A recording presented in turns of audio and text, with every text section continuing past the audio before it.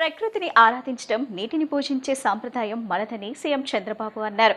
గోదావరికి అఖండ హారతి ఇచ్చామని, కృష్ణాకు పవిత్ర హారతి ఇచ్చామని గుర్తు చేస్తూ నదులను పూజించడం సాంప్రదాయంగా పెట్టుకున్నామని తెలిపారు. సాగునీటి రంగంపై సీఎం చంద్రబాబు శాసనసభలో మాట్లాడారు. గంగా కావేరి అనుసంధానం కావాలనేది నా ప్రగాఢ ఆకాంక్ష అని చెప్పారు. ఏ పనైనా చిన్న ఆలోచనతోనే మొదలవుతుంది. గంగా కావేరి అనుసంధానం సాధ్యాలపై ఆనాడే చర్చలు జరిగాయి. నదుల అనుసంధానం చేసి తెలుగు తల్లికి జలహారతి ఇచ్చే బాధ్యత మాది. నదుల అనుసంధానం వల్లే నీటి సమస్యలు తగ్గుతాయి. రాష్ట్రంలో కట్టిన ప్రాజెక్టులన్నీ ఎన్డీఏ లేదా తెదేపా హయాంలోనే జరిగాయి. పట్టిసీమ నుంచి 100 టీఎంసీలు కృష్ణాకు తీసుకొచ్చాం. వెలిగండ ప్రాజెక్టు నేనే శంకుస్థాపన చేశా. నేనే పూర్తి చేస్తున్నా. ధవళేశ్వరం వద్ద ప్యారిష్ నిర్మాణం వల్ల కాటన్ ధరను ఇప్పటికే గుర్తుపెట్టుకుంటున్నారు. గోదావరి జిల్లాలో కాటన్ ధర విగ్రహాలు పెట్టి పూజిస్తున్నారని చంద్రబాబు అన్నారు. వాటర్ అనేది చాలా ఎసెన్షియల్. ఇంతవరకు మనం చూసాం, దేశాల మధ్య యుద్ధాలు జరిగాయి, రాష్ట్రాల మధ్య విభేదాలు వచ్చాయి, జిల్లాల మధ్య కూడా గొడవలు వచ్చాయి. అదే మరి ఫైనల్ గా మనం చూస్తే కాలువలో ఉండే రైతాంగం కూడా గొడవ పడే పరిస్థితి వస్తుంది. ఇంకొక పక్క ఎక్కడైతే ఇండస్ట్రీ రావాలన్నా, తాగేదానికి సురక్షితమైన వాటర్ ఇవ్వాలన్నా మనం వాటర్ మీద శ్రద్ధ పెట్టాల్సిన అవసరం ఉంది. అందుకే అధ్యక్ష, ఈ ప్రభుత్వంలో ఒకసారి చూస్తే గోదావరి పుష్కరాలు ఫస్ట్ టైం నేను సమైక్య ఆంధ్రప్రదేశ్లో ముఖ్యమంత్రిగా ఉన్నప్పుడు గోదావరి పుష్కరాలు తీసుకొచ్చాను. దానికి కారణం ఏంటంటే, అంతకుముందు జరిగేటి కానీ ప్రభుత్వం ముందుకొచ్చేయడం. దానికి కారణం మనం ప్రకృతిని ఆరాధిస్తాం, నీటిని పూజిస్తాం. ఎక్కడ చూసినా గంగమ్మ తల్లిని మనం పూజలు చేసే సంస్కృతి ఉండే దేశం ఇది. అందుకే నేను ఆ రోజు దేశం ఒకసారి అదృష్టం కూడా 2 పుష్కరాలు కండక్ట్ చేశాను. మళ్ళీ నెక్స్ట్ ఇయర్కి గోదావరి పుష్కరాలు కండక్ట్ చేసే పరిస్థితి వస్తున్న 3వ కూడా. ఆ నెక్స్ట్ ఇయర్కి చూస్తే కృష్ణా పుష్కరాలు, అది కూడా 3వసారి కృష్ణా పుష్కరాలు కూడా ఈ ప్రభుత్వ ఆధ్వర్యంలో నిర్వహించే పరిస్థితికి వస్తుంది. ఒక విధంగా ఆలోచిస్తే ఇది ఒక అదృష్టం కూడా అని చెప్పి మీకు తెలియజేస్తున్నా. అయితే అధ్యక్ష, ఇది అనునిత్యం జరగాలనే ఉద్దేశంతో మీరు ఒకసారి చూస్తే గోదావరికి అఖండ హారతి ఇచ్చాం. 365 రోజులు చేయాలనేది నా ఉద్దేశం. కృష్ణాకి పవిత్ర హారతి ఇచ్చాం. ఈ విధంగా నదుల్ని మనం పూజించితే తద్వారా ఒక బాధ్యత పెరుగుతుంది. అదే మరిగా వాటర్ సెక్యూరిటీ ఆటోమేటిక్గా వస్తున్న ఉద్దేశంతో మనం పెట్టుకున్నాం. ఈరోజు దిశ ఈ ప్రభుత్వం చాలా స్పష్టంగా ఉన్నాం. నదుల అనుసంధానం చేసి, ఎందుకంటే మనం లోయర్ రైపేరియన్ స్టేట్, ఇప్పుడే మంత్రి గారు చెప్పారు, గోదావరి 40 సంవత్సరాలు ఆవరేజ్ నీళ్లు తీసుకుంటే 3000 టీఎంసీ సముద్రంలో అయిపోయినాయి. అదే మరి కృష్ణ పైన ప్రాజెక్టు కట్టారు, ఎప్పుడన్నా వరద వస్తే మనకు వస్తుంది. అలాంటి సందర్భాలు కూడా మనం ఫేస్ చేస్తున్నాం. ఈ 2 రివర్సే కాకుండా వంశధార దగ్గర నుంచి పెన్నా వరకు మనం కానీ నదుల అనుసంధానం చేసుకోగలిగితే, ఇంట్రా రివర్ చేయగలిగితే, దీనివల్ల మనకు సమస్య చాలా వరకు పరిష్కారం అవుతుంది. ఫేజ్ 1లో నేను ఇప్పుడే కదా దిశ గంగా కావేరి అనుసంధానం జరగాలనేది నా ప్రగాఢమైనటువంటి ఆకాంక్ష, కోరిక. జనసేన పార్టీని సంస్థాగతంగా మరింత బలోపేతం చేసే లక్ష్యంతో తమ అధినేత పవన్ కళ్యాణ్ క్రియాశీలక సభ్యత్వ నమోదు కార్యక్రమానికి శ్రీకారం చుట్టారని ఆ party political affairs committee chairman Nadendla Manohar వెల్లడించారు. 5 ఏళ్ల క్రితం 90,000 మందితో ప్రారంభమైన సభ్యత్వం గత ఏడాది నాటికి 13 లక్షలకు చేరుకోవడం పార్టీ ఎదుగుదలకు నిదర్శనమని పేర్కొన్నారు. నేటి నుంచి మార్చి 10వ తేదీ వరకు రాష్ట్ర వ్యాప్తంగా ఈ కార్యక్రమం కొనసాగుతుందని, పార్టీ శ్రేణులు క్షేత్రస్థాయిలో పర్యటించి సభ్యత్వ నమోదును విజయవంతం చేయాలని ఆయన పిలుపునిచ్చారు. జనసేన పార్టీని సంస్థాగతంగా మరింత బలోపేతం చేసే లక్ష్యంతో క్రియాశీలక సభ్యత్వ నమోదు కార్యక్రమం విజయవాడలో ఘనంగా ప్రారంభమైంది.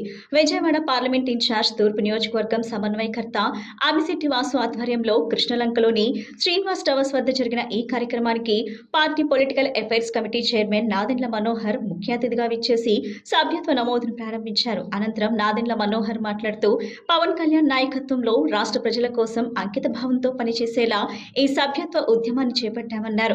కూటమి విజయం కోసం స్వార్థం లేకుండా కష్టపడిన జన సైనికులు, వీర మహిళల కృషిని ఆయన కొనియాడారు. 5 ఏళ్ల క్రితం 90,000 మందితో ప్రారంభమైన సభ్యత్వం గత ఏడాది నాటికి 13 లక్షలకు చేరుకోవటం పార్టీ ఎదుగుదలకు నిదర్శనమని పేర్కొన్నారు. విజయవాడ ఈస్ట్ నియోజకవర్గంలో మొదటి ఏడాది 1500గా ఉన్న సభ్యత్వం ఇప్పుడు 15,000కు పైగా పెరిగిందని ఆయన గుర్తు చేశారు. నేటి నుంచి మార్చి 10వ తేదీ వరకు రాష్ట్ర వ్యాప్తంగా ఈ కార్యక్రమం కొనసాగుతుందని పార్టీ ఎంపీలు, ఎమ్మెల్యేలు, ఎమ్మెల్సీలు మరియు కార్యవర్గ సభ్యులందరూ క్షేత్రస్థాయిలో పర్యటించి సభ్యత్వ నమోదును విజయవంతం చేయాలని పిలుపునిచ్చారు. పవన్ కళ్యాణ్ ఆశయాలను, కూటమి ప్రభుత్వం చేస్తున్న అభివృద్ధి పనులను ప్రజల్లోకి బలంగా తీసుకెళ్లాల్సిన బాధ్యత ప్రతి జన సైనికుడిపై ఉందని మనోహర్ స్పష్టం చేశారు. పార్టీ సంస్థాగతంగా బలోపేతం కోసం రాష్ట్ర ప్రజలకి ఒక అంకిత భావంతో పనిచేసే విధంగా ఉద్యమి సభ్యత్వం ఈ రోజు నుంచి రాష్ట్ర వ్యాప్తంగా ప్రారంభించుకున్నాం. అనేక సందర్భాల్లో మా పార్టీ అధ్యక్షుడు పవన్ కళ్యాణ్ గారు రాష్ట్రంలో ఉన్న యువత కోసం భావితరాలకు ఉపయోగపడే విధంగా ఒక చక్కటి ప్రణాళికతోటి ప్రభుత్వంలో ఈరోజు భాగస్వాములుగా కూటమి విజయంలో ఏ విధంగా మా జన సైనికులు, వీర మహిళలు ఏమాత్రం కూడా స్వార్థం లేకుండా కష్టపడి పనిచేశారో ఈ సందర్భంగా గుర్తు చేసుకోవాలి. మనస్ఫూర్తిగా 5వ సంవత్సరం ఇది సభ్యత్వ నమోదు కార్యక్రమం. మొట్టమొదటి సంవత్సరం 90,000తో మొదలైంది. అది గత సంవత్సరం 13 లక్షల వరకు తీసుకురాగలిగాం. ఈ రోజున ఒక పండుగ వాతావరణంలో రాష్ట్రం మొత్తంలో ఎక్కడ చూసినా కూడా, ఏ నియోజకవర్గంలో చూసినా కూడా ఉదయం నుంచే మా సాధకులు ఎవరైతే కష్టపడి పార్టీ గురించి, పవన్ కళ్యాణ్ గారి నాయకత్వం గురించి, కూటమిలో మేము చేస్తున్న కార్యక్రమాల గురించి అహర్నిశలు ప్రజల్లోకి తీసుకెళ్ళగలుగుతున్నారో వాళ్ళందరికీ ఒక బాధ్యత అప్పచెప్పి సభ్యత్వ నమోదు కార్యక్రమంలో ఎక్కువ మంది చేరే విధంగా ఒక బాధ్యతగా తీసుకుంటూ ముందుకెళ్తున్నాం. సభ్యత్వం నుంచి నాయకత్వం వరకు వీళ్ళని పెంచే బాధ్యత మా స్థానిక నాయకులకు ఉంటుంది. ఎవరైతే నియోజకవర్గ స్థాయిలో జనసేన పార్టీ క్రియాశీలకంగా పాల్గొంటున్నారో వాళ్ళందరూ కూడా మహిళల కోసం, యువత కోసం ప్రత్యేకంగా వాళ్ళు ఒక బాధ్యత తీసుకుని ఈ కార్యక్రమాన్ని విజయవంతం చేయాల్సిన అవసరం ఉంది. ఈ రోజు నుంచి మార్చి 10వ తారీఖు వరకు ప్రతి జన సైనికుడు, ప్రతి వీర మహిళ, మా పార్టీలో ఉన్న గౌరవ శాసనసభ్యులు, పార్లమెంట్ సభ్యులు, శాసన మండలి సభ్యులు, అదేవిధంగా మా రాష్ట్ర కార్యవర్గం అందరూ కూడా క్షేత్రస్థాయిలో పర్యటించుకుంటూ ప్రతి నియోజకవర్గంలో అందరినీ కూడా ఉత్సాహపరుస్తూ ఈ కార్యక్రమాన్ని ముందు తీసుకెళ్తాం. ఉదాహరణకి మనకు విజయవాడలో మొట్టమొదటి సంవత్సరం మనం ప్రారంభించినప్పుడు విజయవాడ ఈస్ట్లో 1500 చేసాం. అది కాస్త మొన్న జరిగిన కార్యక్రమంలో 15,160కి తీసుకువచ్చాం. ఆ విధంగా అభివృద్ధి చెందుతూ ముందుకెళ్తున్నాం. ఏ అడుగు వేసినా పార్టీ నిర్మాణం కోసం, పవన్ కళ్యాణ్ గారి నాయకత్వం కోసం ప్రజలకి ఒక నమ్మకం, భరోసా కల్పించేటట్టు క్షేత్రస్థాయిలో నిలబడి పోరాటం చేసింది మన జన సైనికులు, మన వీర మహిళలు. ప్రత్యేకంగా వాళ్ళని అభినందిస్తూ ఈ కార్యక్రమాన్ని పవన్ కళ్యాణ్ గారి స్ఫూర్తితోటి ప్రజల్లోకి తీసుకెళ్లాల్సిన బాధ్యత ప్రతి ఒక్కరికి ఉందని ఈ సందర్భంగా తెలుపుకుంటున్నాను. ఏపీ శాసనసభలో గ్రామ వార్డు సచివాలయాల చట్ట సవరణ బిల్లుకు ఆమోదం లభించింది. ఈ బిల్లు ద్వారా రాష్ట్రంలోని గ్రామ వార్డు సచివాలయాలను ఇకపై స్వర్ణ గ్రామం, స్వర్ణ వార్డులుగా పిలుస్తారు. గురువారం మంత్రి డోలా బాలవీరాంజనేయ స్వామి ఈ బిల్లును అసెంబ్లీలో ప్రవేశపెట్టారు. కూటమి ప్రభుత్వం స్వర్ణాంధ్ర విజన్ 2047 లక్ష్యంతో పనిచేస్తుందని, ఈ విజన్కు అనుగుణంగా సచివాలయాల విధుల్లో మార్పులు చేశామని మంత్రి వివరించారు. అందుకు తగినట్లుగా సచివాలయాల పేర్లను స్వర్ణ గ్రామం, స్వర్ణ వార్డులుగా మారుస్తూ చట్ట సవరణను ప్రతిపాదించినట్లు తెలిపారు. దీనిపై ఈ ఏడాది జనవరిలో గవర్నర్ గెస్టెడ్ ద్వారా ఆర్డినెన్స్ జారీ చేశారన్నారు మంత్రి. సచివాలయాలు చాలా చోట్ల అద్దె భవనాల్లో నడుస్తున్నాయని, ప్రభుత్వ భవనాలు ఉన్న చోటికి వాటిని మారుస్తున్నామని మంత్రి తెలిపారు. ప్రవేశపెట్టడం, ఈ ప్రతిపాదనను సుముఖంగా ఉన్నవారు అవునండి, వ్యతిరేకంగా ఉన్నవారు కాదనండి. అవునన్నారు, అందరూ అవునన్నారు. ప్రతిపాదన ఆమోదించమైంది. బిల్లు సభలో ప్రవేశపెట్టబడింది. సాంఘిక సంక్షేమ శాఖ మంత్రి గారు ఆంధ్రప్రదేశ్ గ్రామ సచివాలయాలు మరియు వార్డు సచివాలయాలు సవరణ బిల్లును రంగంలోకి తీసుకునేందుకు అనుమతి కోరుతారు. అధ్యక్ష, ఈ జిఎస్డబ్ల్యూ శాఖ యొక్క ప్రస్తుత పేరు, శాఖ యొక్క ప్రస్తుత కార్యకలాపాలు, బాధ్యతలు లేదా అవి అందించవలసిన సేవల యొక్క పూర్తి పరిధిని నిర్దిష్టంగా వివరించనందున వ్యూహాత్మక మరియు నిర్వహణ కారణాల దృష్ట్యా నామావళిని మార్చవలసిన అవసరం ఉంది అధ్యక్ష. ఆ పేరు, శాఖ యొక్క ప్రస్తుత విధులు, పరిధి మరియు తదనంతర లక్ష్యాల యొక్క విస్తృతి లక్ష్యంతో వ్యూహాత్మకంగా ఉత్తమ ప్రతిబంధించే విధంగా ఉండాలని విజన్ 2047లో భాగంగా స్వర్ణాంధ్ర సాధన కొరకు ఈ బిల్లులో ఈ నామకరణ మార్పు చేయాల్సింది నిర్దేశించడం అధ్యక్ష. ఈ బిల్లుని భారత ప్రజారాజ్యం 77వ సంవత్సరంలో ఆంధ్రప్రదేశ్ రాష్ట్ర శాసన మండలి ఆంధ్రప్రదేశ్ గ్రామ సచివాలయంలో మరియు వార్డు సచివాలయంలో సవరణ చట్టం 2026 అని పేర్కొనవచ్చు అధ్యక్ష. 1వ పరిచ్ఛేద సవరణలో ఆంధ్రప్రదేశ్ గ్రామ సచివాలయంలో మరియు వార్డు సచివాలయంలోని పదములకు బదులుగా ఆంధ్రప్రదేశ్ స్వర్ణ గ్రామము స్వర్ణ వార్డు అనే పదములు ఉంచవచ్చు అధ్యక్ష. ఖండము 1లోను అదేవిధంగా ఖండము 3లోను ఖండం 5లోను స్వర్ణ గ్రామము మరియు స్వర్ణ వార్డు శాఖ అనే పదములు ఉంచవచ్చు అధ్యక్ష.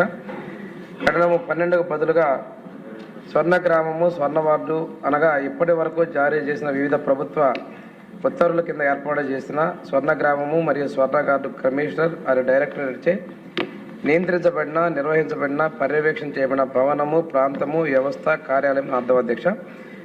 గ్రామీణ ప్రాంతాల్లో స్వర్ణ గ్రామం మరియు పట్టణ ప్రాంతాల్లో స్వర్ణ వార్డుగా పేర్కొనడం జరిగింది అధ్యక్ష.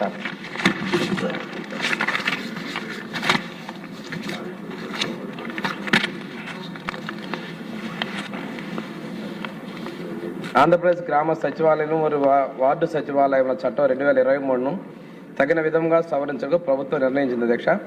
రాష్ట్ర శాసన మండలి ప్రోరోగ్ చేయబడి అప్పటి సమావేశంలో లేనందున మరియు పై నిబంధనలు తక్షణమే అమలు చేయాలని నిర్ణయించి 12 జనవరి 2026వ తేదీన ఆంధ్రప్రదేశ్ గ్రామ సచివాలయంలో మరియు వార్డు సచివాలయంల సవరణ అధ్యాదేశం 2026ను గవర్నర్ జారీ చేశారు. మరియు ఇది 13 జనవరి 2026వ తేదీ నుంచి ఆంధ్రప్రదేశ్ గజెట్ అసాధారణ భాగం 4B నందు తెలుగు మరియు ఆంగ్లంలో ప్రచురించబడింది అధ్యక్ష. ఈ బిల్లు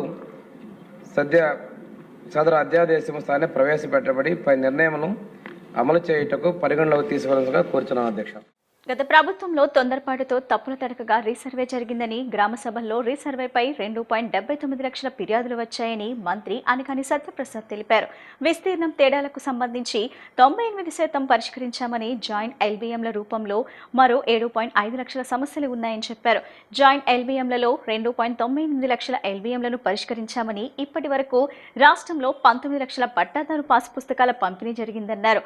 రీసర్వే పూర్తయిన వరకు మరో 14 లక్షల పాస్ పుస్తకాలు పంపిణీ చేయాల్సి ఉందని చెప్పారు. కూటమి ప్రభుత్వం సమర్థవంతంగా రీసర్వే 2.0 నిర్వహిస్తుందని పేర్కొన్నారు. గౌరవ సభ్యులు గాలి భానుప్రకాష్ గారు సుదీర్ఘంగా చాలా చక్కగా ఈ రాష్ట్రంలో ఉన్నటువంటి పరిస్థితిని వివరించారు అధ్యక్ష. అయితే ఏదైతే డిజిటలీకరణ గురించి చెప్పారు అధ్యక్ష, ఇది గత ప్రభుత్వం కేవలం వాళ్ళకు ఉన్నటువంటి భూమి హరించే ఒక ఆలోచన, అలాగే వారికి ఉన్నటువంటి ఫోటోలు పిచ్చవచ్చు, ప్రచారం పిచ్చవచ్చు, దాని ద్వారా ఈ అంతటికి ఈ యొక్క అనిశ్చితికి కారణమైంది అధ్యక్ష. అయితే అధ్యక్ష, ముఖ్యంగా నేను చెప్పేది ఏంటంటే అధ్యక్ష, ఈ ప్రభుత్వం వచ్చిన తర్వాత డిజిటలీకరణ అలాగే భూ అక్రమాలన్నీ కూడా తావు లేకుండా టెక్నాలజీతో పాటు 2.0 సర్వీస్ మనం నిర్వహిస్తాం అధ్యక్ష. మొదటిగా అధ్యక్ష చెప్పాలంటే అధ్యక్ష, గతంలో 2008లో అధ్యక్ష national land records modernisation programme కింద NLRMP అని చెప్పేసి కేంద్ర ప్రభుత్వం ఈ ప్రోగ్రామ్ స్టార్ట్ చేసింది అధ్యక్ష. దాని తర్వాత అధ్యక్ష 2016లో digital India land records modernisation programme DILRMP అని చెప్పేసి ప్రారంభించింది అధ్యక్ష. అయితే DILRMP కేంద్ర ప్రభుత్వం దేశవ్యాప్తంగా కూడా ఈ రాష్ట్రాల్లో ల్యాండ్ రికార్డును డిజిటలైజ్ చేయాలని చెప్పేసి కోరడం జరిగింది అధ్యక్ష. అయితే అధ్యక్ష, ఈ ప్రోగ్రాంలో 2018లో అప్పుడు టీడీపీ ప్రభుత్వం ఉన్నప్పుడు ఈ డిజిటలైజేషన్ అలాగే ఆధునీకరణని మన ఆంధ్రప్రదేశ్ ప్రభుత్వం స్టార్ట్ చేసింది అధ్యక్ష 2018లో అధ్యక్ష. ఇది మనం చాలా జాగ్రత్తగా గుర్తుపెట్టుకోవాలి అధ్యక్ష. అయితే అధ్యక్ష, సమగ్ర సర్వే కోసం 2018లోనే అప్పటి టీడీపీ ప్రభుత్వం జీవో నంబర్ 1348ని 25/9/2018 జారీ చేయడం జరిగింది అధ్యక్ష. అయితే అధ్యక్ష, 6వ చట్టంలో మార్చి సర్వే చేసేందుకు వీలుగా భూ ఆధార్ యొక్క అంశాలు మార్చి 18/2/2019 గెజెట్ కూడా విడుదల చేయడం జరిగింది అధ్యక్ష. జగ్గయ్యపేటలోని జగ్గయ్యపేట మండలంలో అధ్యక్ష ఈ కార్స్ నెట్వర్క్ ఏదైతే కంటిన్యూస్లీ ఆపరేటింగ్ రిఫరెన్స్ సిస్టమ్ ఉంటుందో అధ్యక్ష, అది ఏర్పాటు కూడా చేయడం జరిగింది అధ్యక్ష. కార్స్ నెట్వర్క్లో భాగంగా శాటిలైట్ డేటా తీసుకోవడానికి ప్రతి 50 కిలోమీటర్లకు కూడా ఒక రిసీవింగ్ స్టేషన్ కూడా పెట్టడం జరిగింది అధ్యక్ష. అంటే 2019లోనే దీనికి టెండర్లు పిలవటం, 32 కోట్ల రూపాయలు ఇవ్వటం అప్పుడు చంద్రబాబు నాయుడు గారు ఏదైతే కేంద్ర ప్రభుత్వం చెప్పిందో దాని ప్రకారంగా అనుగుణంగా చేయడం జరిగింది అధ్యక్ష. దాని తర్వాత అధ్యక్ష, ఈ గత ప్రభుత్వం వచ్చిన తర్వాత అధ్యక్ష అది 1.0లో అధ్యక్ష అది రీసర్వేకి మాత్రమే, ప్రభుత్వ భూములు రీసర్వేకి మాత్రమే రోబోట్స్ వాడిన అధ్యక్ష. కానీ ప్రైవేట్ భూములకి డ్రోన్స్ దాని యొక్క ఇమేజెస్ ఆధారంగా మాత్రమే రీసర్వేషన్. దాని మూలంగా అధ్యక్ష అయితే ఈ భూమి విస్తీర్ణంలో వ్యత్యాసాలు చాలా వచ్చి చాలా ఇబ్బందులు పడ్డారు. శాసనమండలిలో తిరుమల లడ్డు అంశంపై స్వల్పకాలిక చర్చను చైర్మన్ కొయ్యే మోషన్ రాజు ప్రారంభించారు. చర్చ సందర్భంగా అధికార విపక్ష సభ్యుల ఆందోళనతో గందరగోళం ఏర్పడటంతో సమావేశాలను చైర్మన్ శుక్రవారానికి వాయిదా వేశారు. స్వల్పకాలిక చర్చల్లో భాగంగా తొలుత వైసీపీ సభ్యుడు పర్వతనేని చంద్రశేఖర్ రెడ్డికి మాట్లాడేందుకు అవకాశం ఇచ్చారు చైర్మన్. చర్చ సాగుతుండగా ప్రభుత్వం తరపున స్టేట్మెంట్ ఇచ్చేందుకు తనకు అవకాశం కల్పించాలని మంత్రి పయ్యావుల కేశవ్ అన్నారు. స్వల్పకాలిక చర్చలో స్టేట్మెంట్ చేసే అవకాశం మంత్రికి ఉండదని, రిప్లై మాత్రమే ఉంటుందని మండలి చైర్మన్ స్పష్టం చేశారు. స్టేట్మెంట్ కాపీలు సిద్ధం చేయాలని మండలి చైర్మన్ లేఖ రాశారని పయ్యావుల కేశవ్ పేర్కొన్నారు. తన అనుమతి లేకుండా ఆ లేఖ సిద్ధం చేశారని చైర్మన్ తెలిపారు. తిరుమల లడ్డూపై చర్చించేందుకు ప్రభుత్వం సిద్ధంగా ఉందని, ముందుగా ప్రభుత్వం నుంచి స్టేట్మెంట్ కు అవకాశం కల్పించాలన్నారు మంత్రి. చర్చకు ప్రభుత్వం భయపడుతుందని విపక్ష నేత బొత్స సత్యనారాయణ ఆరోపించారు. దేవదేవుడి ప్రసాదాన్ని రాజకీయాలకు వాడుకుంటున్నారని ఆయన విమర్శించారు. తిరుమల లడ్డూపై సభలో చర్చ చేపట్టాలని వైసీపీ సభ్యులు ఆందోళనకు దిగారు. అధికార విపక్ష సభ్యుల మధ్య తీవ్ర వాగ్వాదం, గందరగోళం ఏర్పడింది. ఈ నేపథ్యంలో శాసనమండలి సమావేశాలను రేపటికి వాయిదా వేస్తున్నట్లు మండలి చైర్మన్ మోషన్ రాజు ప్రకటించారు. చైర్మన్ సార్, సభ ఎట్లా జరపాలో కూడా ప్రభుత్వానికి నిర్దేశిస్తారా సార్? ఈ సభను ఏం జరపాలి, ఎట్లా జరపాలి అనేటువంటిది గవర్నమెంట్ ని గైడ్ చేస్తారా సార్? ఎందుకు లేస్తున్నారు? ఎందుకు వినడానికి ఎందుకు సిద్ధంగా లేరు? ప్రభుత్వం ఈ రోజు ఈ అంశం మీద సమాధానం చెప్పడానికి ఎంతసేపు అయినా సిద్ధంగా ఉంది. వినడానికి ఓపికగా ఉండండి. రోజులాగా వాకౌట్ చేసి పోవద్దండి. మా రిక్వెస్ట్ ఒకటే, వాకౌట్ చేసి పోవద్దండి. సభ సాంప్రదాయం ప్రకారం మంత్రి గారు మాట్లాడతారు. మీరు ఎంతసేపు మాట్లాడతారో మాట్లాడండి. సార్, తమరు ఒక అభిప్రాయాన్ని వ్యక్తపరిచారు. స్టేట్మెంట్ ఇవ్వడానికి గవర్నమెంట్ కి నేను పర్మిట్ చెయ్యను అని. I'm not debating. Short discussion లో మీరు ఇవ్వను అని అన్నారు. నేను ఒక కమ్యూనికేషన్ చదువుతాను sir. I'm to inform you that the subject of TTD laddu prasadam will be taken up as a short discussion in the Andhra Pradesh Legislative Council on Thursday, 26th day of February 2026. I am therefore to request you to arrange to furnish 150 copies of comprehensive detailed notes on the above subject both in English and Telugu versions to the Secretariat. ఎవరు రాశారు అధ్యక్ష? మీ దగ్గర నుంచి, council దగ్గర నుంచి statement ఇమ్మని చెప్పిన తర్వాత స్టేట్మెంట్ ఇవ్వద్దు. Yes sir, it's here. It's your sir, it is your communication. That is wrong. మీరు చూడకుండా చదవకుండా రాంగ్ అని ఎట్లా అంటారు? మీరు ఇచ్చినటువంటి కమ్యూనికేషన్. మేము సమాధానం చెప్పడానికి సిద్ధంగా ఉన్నాం. తెల్లవారుజామున 2 గంటల దాకా జరిగినా కూడా ఈ ప్రభుత్వం ఇక్కడే ఉంటుంది. ఈ లడ్డు మీద, కల్తీ నెయ్యి మీద సమాధానం చెప్పడానికి ప్రభుత్వం సిద్ధంగా ఉందని మళ్ళీ చెప్తా ఉన్నాను. ఎందుకు మేము స్టేట్మెంట్ ఇస్తామంటే వినడానికి మీరు సిద్ధంగా లేరంటున్నా. ఎందుకు భయపడుతున్నారని నేను అడుగుతాను. తెల్లవారుజామున 2 గంటల వరకు ఈ ప్రభుత్వం దానికి సమాధానం చెప్పడానికి, చర్చించడానికి సిద్ధంగా ఉంది. మీరు చేసినటువంటి అవినీతిని, దుర్మార్గాన్ని, హిందూ సమాజ వ్యతిరేక చర్యల్ని ఎండగట్టడానికి ఈరోజు ప్రభుత్వం ఇక్కడ సిద్ధంగా నిలబడింది. ప్రభుత్వ స్టేట్మెంట్ వినడానికి మీరెందుకు భయపడుతున్నారని నేను అడుగుతాను. దయచేసి వాకౌట్ చేయొద్దు. దయచేసి వాకౌట్ చేయొద్దు. ఉండండి. దయచేసి వాకౌట్ చేయొద్దు. ఉండండి. వినండి. ఎందుకు భయపడుతున్నారు? నిజాలు వెలుగులోకి వస్తాయని భయపడుతున్నారు. మా రామనారాయణ రెడ్డి గారు నిన్న సభలో మాట్లాడారు. ఇవాళ స్టేట్మెంట్ వారు ఇక్కడ చదువుతారు. దాని తర్వాత మీరు గంట, 2 గంటలు, 3 గంటలు, 4 గంటలు, 5 గంటలు, 6 గంటలు లైన్మెన్ల నియామకంపై ఏపీ శాసనమండలిలో చర్చ జరిగింది. ఈ సందర్భంగా మండలి సభ్యులు ఆలపాటి రాజా, కావలి గ్రీష్మ, బీటీ నాయుడు అడిగిన ప్రశ్నకు విద్యుత్ శాఖ మంత్రి గొట్టిపాటి రవికుమార్ సమాధానమిచ్చారు. ఈ సందర్భంగా ఆయన మాట్లాడుతూ నాణ్యమైన నిరంతరాయ విద్యుత్ సరఫరా కోసం క్షేత్రస్థాయి సిబ్బంది చాలా అవసరమని తెలిపారు. క్షేత్రస్థాయి విద్యుత్ అవసరాల కోసం కాంట్రాక్ట్ అవుట్సోర్సింగ్ లో నియమించుకున్నామని వివరించారు. 18,000 మంది 3 డిస్కుల పరిధిలోని వివిధ పద్ధతుల్లో నియామకమై పనిచేస్తున్నారని, 5,580 మంది ఎనర్జీ అసిస్టెంట్లకు ట్రైనింగ్ ఇచ్చి వారి సర్వీసులను ఉపయోగించుకుంటున్నామని మంత్రి గొట్టిపాటి రవికుమార్ వెల్లడించారు. ఏఈల కొరతపై సీఎం చంద్రబాబు దృష్టికి తీసుకెళ్లామని, నియామకాలను త్వరలోనే పూర్తి పూర్తి చేస్తామని స్పష్టం చేశారు. క్షేత్రస్థాయిలో నాణ్యమైన విద్యుత్ సరఫరా కోసం ఆర్డీఎస్ఎస్ పనులు చేపడుతున్నామన్నారు. ఆర్డీఎస్ఎస్ ద్వారా ఫీడర్ బైఫర్కేషన్ చేసి వ్యవసాయానికి నిరంతరాయ విద్యుత్ ఇస్తామని తెలిపారు. ఆర్డీఎస్ఎస్ పనుల కోసం సుమారు 8,000 కోట్లు ఖర్చు చేస్తామని చెప్పుకొచ్చారు. 70% ఆర్డీఎస్ పనులు ఇప్పటికే పూర్తి చేశామని వివరించారు. ఏప్రిల్ నాటికి 100% ఆర్డీఎస్ఎస్ పనులు పూర్తి చేస్తామని స్పష్టం చేశారు. విశాఖపట్నంలో తుఫాన్లను తట్టుకునేందుకు అండర్ గ్రౌండ్ కేబుల్ వ్యవస్థ నిర్మిస్తామని వెల్లడించారు. వరదల సమయంలో డిస్కంలకు అతీతంగా సిబ్బంది పనిచేసి అంతరాయం లేకుండా చేస్తున్నామని మంత్రి గొట్టిపాటి రవికుమార్ పేర్కొన్నారు. లైన్ మ్యాన్లకు సంబంధించి కొరత ఉన్నది అని అడగటం జరిగింది. అదేవిధంగా బీటీ నాయుడు గారు ట్రాన్స్ఫార్మర్ పోల్స్ కొరత ఏదైనా ఉందా అని అడిగారు. గిరీష్ మీనా గారు సరైన సౌకర్యాలు లేక లైన్ మ్యాన్స్ ఎక్కువగా మరణించారా అనేది కూడా అడిగారు. సార్, మీరు సభ్యులు అడిగినట్లు డిస్కమ్స్లో కంపల్సరీగా క్వాలిటీ పవర్ మనం సప్లై చేయాలంటే దిగువ ఉన్న అధికారులు అవసరం ఉంది. తప్పకుండా దాని మీద ప్రభుత్వం పనిచేస్తూ ఉంది సార్. లైన్ మ్యాన్ పోస్టులు ఇనిషియల్ క్యాడర్ పోస్టులు కావు సార్. అవి జూనియర్ లైన్ మ్యాన్ నుంచి ప్రమోషన్ ద్వారా ఫుల్ అవుతాయి సార్. అది అన్ఇంటరప్టెడ్ పవర్ సప్లై మరియు రిజిస్టరేషన్ పనుల కోసం అవుట్ సోర్సింగ్ కాంట్రాక్ట్ స్టాఫ్ను కూడా నియమించుకోవడం జరిగింది. Pole to pole workers, field అసిస్టెంట్లు, షిఫ్ట్ ఆపరేటర్లు, అదేవిధంగా డేటా కంప్యూటర్ ఆపరేటర్లను కూడా చాలా పెద్ద ఎత్తున కూడా తీసుకోవడం జరిగింది సార్.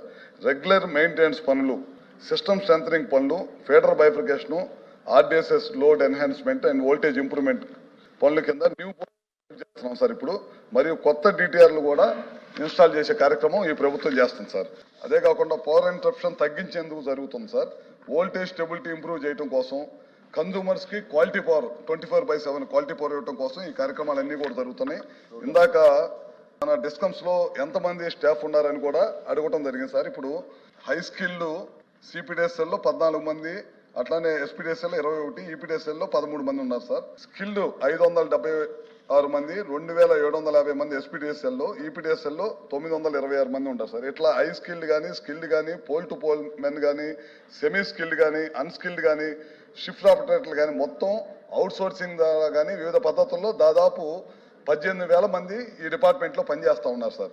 వీళ్ళు కాకుండా రెగ్యులర్ ఎంప్లాయీస్ వచ్చేతలకి జేఎల్ఎం గ్రేడ్ 2 కానీ, జేఎల్ఎంలు కానీ, ఏఎల్ఎంలు కానీ, ఎల్ఎంలు కానీ వీళ్ళందరూ వేకెన్సీ పోస్టులు దాదాపు 4,842 ఎగ్జిస్టింగ్ పోస్టులు ఉంటే దాదాపు 7,000 పైన పోస్టులు మనకి వేకెన్సీలు ఉంటాయి సార్. ఇప్పుడు మనం ఏం చేస్తున్నామంటే పోయినసారి సచివాలయంలో ఎనర్జీ అసిస్టెంట్లు అని చెప్పి చాలా మందిని తీసుకున్నారు సార్.